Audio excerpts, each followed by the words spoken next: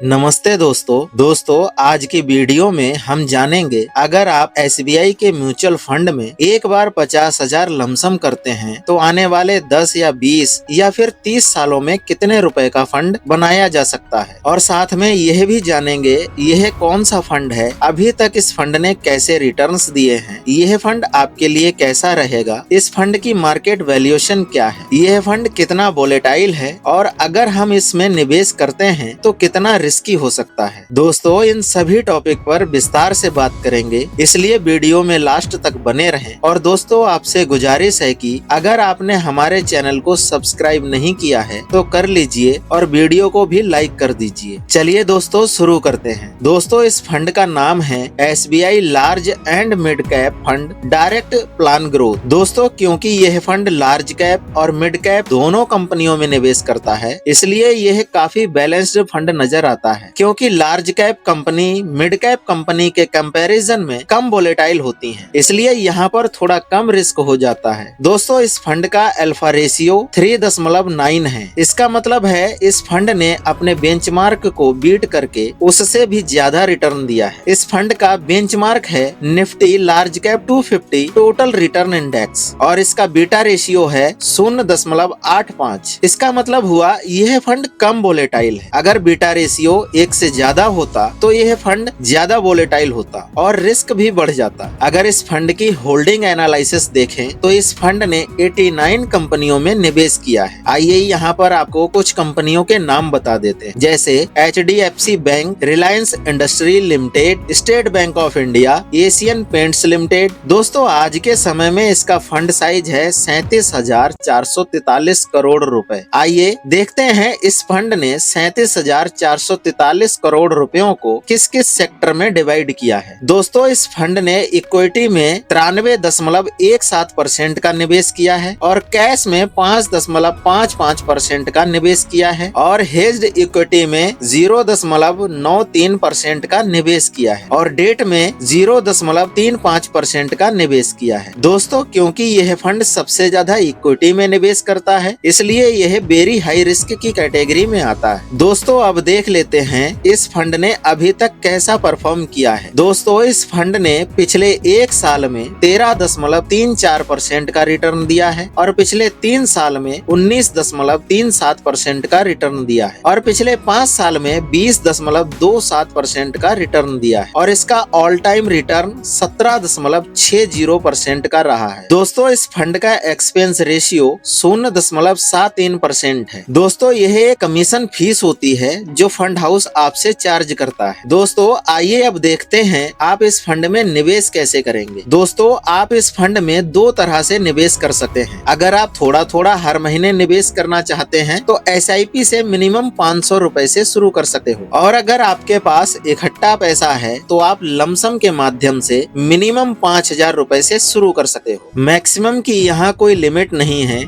आप जितना चाहें उतना पैसा निवेश कर सकते हैं। दोस्तों आइए टैक्स भी देख लेते हैं। अगर आप इनकम जनरेट करोगे तो गवर्नमेंट को टैक्स भी देना पड़ेगा। दोस्तों यहाँ पर 2 टैक्स की बात की गई है। अगर आप 1 साल से पहले अपने पैसों की निकासी करते हो तो आपको STCG यानी short term capital gain tax देना पड़ेगा जो 20% होता है और अगर आप अपने पैसों को 1 साल बाद कभी भी निकालते हो तो आपको LTCG यानी long term capital gain tax देना पड़ेगा जो 12.5% होता है। दोस्तों ध्यान रखना दोनों टैक्स में 1,25,000 तक छूट होती है। दोस्तों अब चलते हैं कैलकुलेटर की तरफ। यहाँ आपको कैलकुलेट करके दिखाते हैं अगर आप इस फंड में एक बार 50,000 रुपए निवेश करते हो तो आने वाले समय में कितने रुपए का फंड बनाया जा सकता है। दोस्तों हम एक्सपेक्टेड रिटर्न उतना ही मानेंगे जितना अभी तक इस फंड ने दिया है, यानी कि 17.60% का। अगर इस हिसाब से देखें तो पहले 10 साल में आपका रिटर्न बनेगा 2,02,955 रुपए और फाइनल पैसे की वैल्यू होगी 2,52,955 रुपए और वहीं 20 साल में आपका रिटर्न बनेगा 12,29,724 रुपए और फाइनल पैसे की वैल्यू होगी 12,79,724 रुपए और कहीं आपने 30 साल के लिए निवेश कर लिया तो आपका रिटर्न बनेगा 64,24,253 रुपए और फाइनल पैसे की वैल्यू होगी 64,74,254 रुपए। दोस्तों ये थी फाइनल फाइनल कैलकुलेशन। अब आप कमेंट करके बताओ, आप अपना पैसा बैंक में रखोगे या थोड़ा रिस्क लेके म्यूचुअल फंड में निवेश करोगे। निवेश का फाइनल डिसीजन आप लोगे। यह वीडियो में आपको जानकारी दी गई है। निवेश करने की सलाह नहीं दी जाती है क्योंकि म्यूचुअल फंड मार्केट रिस्क के अधीन होते हैं, इसलिए सोच समझकर निवेश करें।